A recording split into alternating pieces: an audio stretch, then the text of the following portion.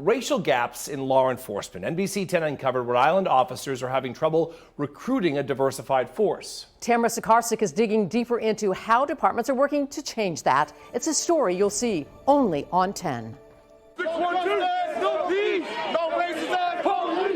Amid growing calls for racial equality and police reform, Rhode Island police are zeroing in on how to achieve both within their own departments. Right now, Lincoln Police doesn't have any African-American officers.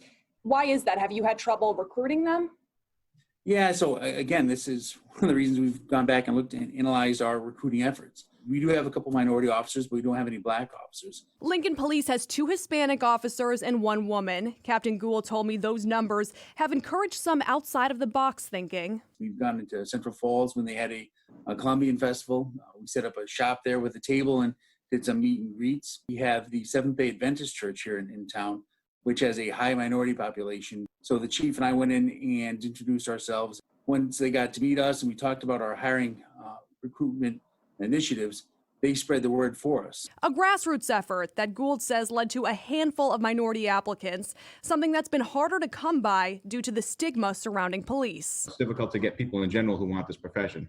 East Providence Police Chief William Nebus says fewer recruits means fewer chances to diversify his department. Out of 83 officers, 6 are minorities and at least 5 are women. There too, recruiters had to get creative. Last recruitment, we had some minority officers go on Facebook and, they answered some simple questions.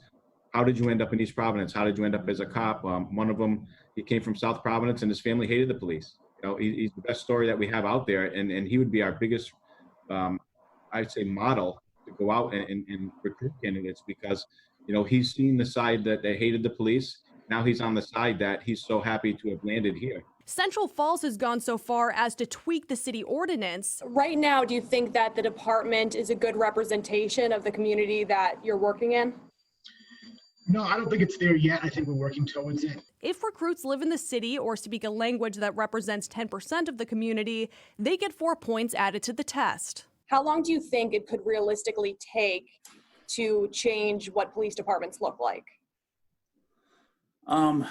Well, it's not going to happen overnight. It's going to take some time, but it's certainly worth the effort. Exposure to different cultures helps us realize our differences and our similarities. To see how diverse your police department is, you can head to our website, turnto10.com. In the studio, Tamara Sakarsik, NBC 10 News. Right now,